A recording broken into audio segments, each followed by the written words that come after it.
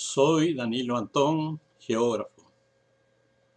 Esta es la primera parte de un video del ciclo Mitos y Verdades para el canal de Fogón en Fogón, para la radio cooperativa.uy. Vamos a hablar del Río de la Plata. En primer lugar, una precisión terminológica.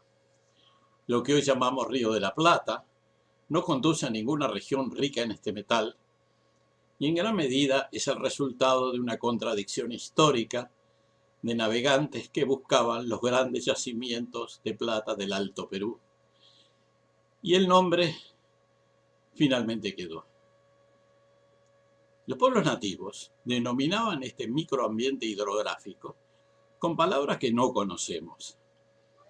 Aunque sabemos que los pueblos guaraníes le llamaban Paraguazú, de Pará, que quiere decir aguas extensas, aguas grandes, mar, Iguazú, que también quiere decir grande, o sea, algo así como gran extensión de aguas marinas. Todavía hoy el principal brazo del río Paraná en su delta es denominado Paranaguazú. En segundo lugar, vamos a dar una visión de sus orígenes. Resulta difícil imaginar la historia geológica del cuerpo de agua que hoy denominamos Río de la Plata.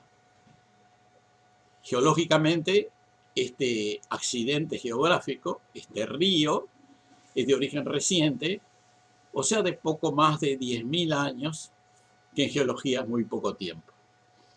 Digamos que hace unos 15.000 años, el actual fondo del río era tierra seca. Estaba emergido y constituía una llanura baja, en el eje de la cual estaba establecido un cauce fluvial, una especie de paleoplata que desembocaba en el océano Atlántico formando un delta limo-arenoso a la altura de la línea imaginaria Punta del Este, Cabo San Antonio. Este río, o mejor dicho paleorrío, recibía afluentes de la margen izquierda, por ejemplo el antiguo río o paleorrío, digamos, Santa Lucía, que curiosamente fluía hacia el oeste primero y luego desembocaba en este paleorrío Plata a la altura de Colonia.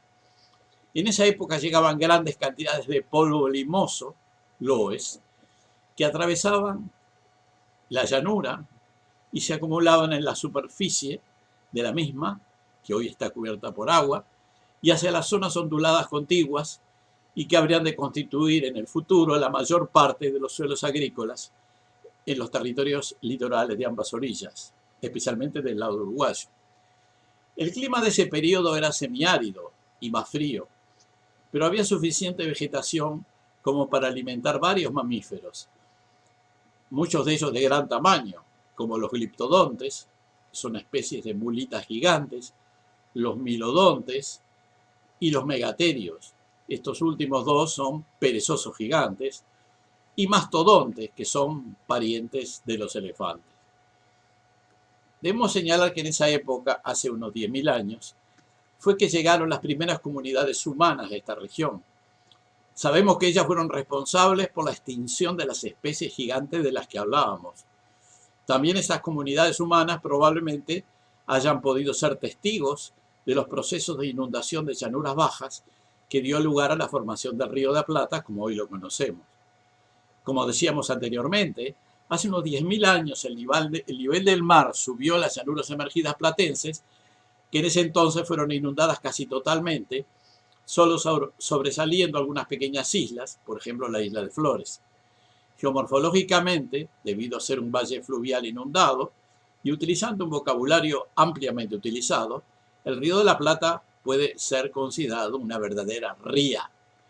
Hoy es una superficie acuática de forma groseramente triangular que se extiende por 325 kilómetros de largo en dirección de noroeste a sudeste y alcanza su máximo ancho precisamente en su extremo sur oriental con 225 kilómetros. El extremo occidental, a la altura de Colonia del Sacramento, allí su ancho es de poco más de 40 kilómetros, descendiendo a 2 kilómetros en el angostamiento de Punta Gorda frente al delta del Paraná. La superficie del Río de la Plata es de aproximadamente 30.000 kilómetros cuadrados. Su orilla suroeste, que corresponde al territorio argentino, está conformada por planicies bajas, a menudo inundables, mientras que la orilla noreste es más alta, compuesta de playas y puntas rocosas, con un antepaís de relieves suavemente ondulados correspondiente al territorio uruguayo. El Río de la Plata es poco profundo. El promedio de profundidad no supera los 10 metros, alcanzando su profundidad máxima de 25 metros sobre la línea imaginaria que determina su límite exterior.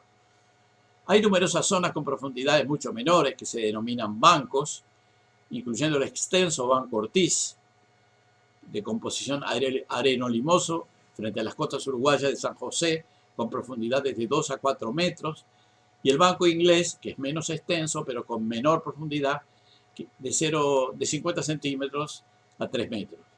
Está compuesto de un sustrato rocoso, localmente cubierto por arena. Otros bancos de menores dimensiones son el Banco Arquímedes y el Banco Rouen. Estos bancos son importantes por representar obstáculos a la navegación y son responsables de numerosos naufragios. Por otra parte, la amplia apertura del Río de la Plata daba y da lugar a la entrada de las aguas saladas oceánicas durante los periodos de menor flujo pluvial y pleamares, incluyendo las mareas eólicas, y el avance de las aguas dulces que son aportadas por los ríos Paraná y Uruguay durante los lapsos de fuertes lluvias y bajamares. Las aguas saladas tienden a avanzar por debajo de las aguas dulces con relativamente poca mezcla y este régimen característico del Río de la Plata se denomina régimen estuárico. Por eso se puede decir que el Río de la Plata, además de ser un río o una ría, es un estuario. En otras palabras, podríamos definir el Río de la Plata como una ría estuárica.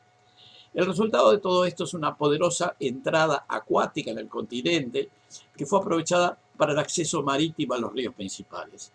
En la orilla sudoccidental se estableció el puerto de Buenos Aires en 1580 y en la nororiental el puerto de Montevideo. En diferentes momentos se establecieron otros puertos, Colonia, Maldonado, La Plata, pero nunca tuvieron la importancia de estos dos puertos principales antes mencionados. El Río de la Plata es generalmente navegable, la profundidad de los canales es de más de 8 metros.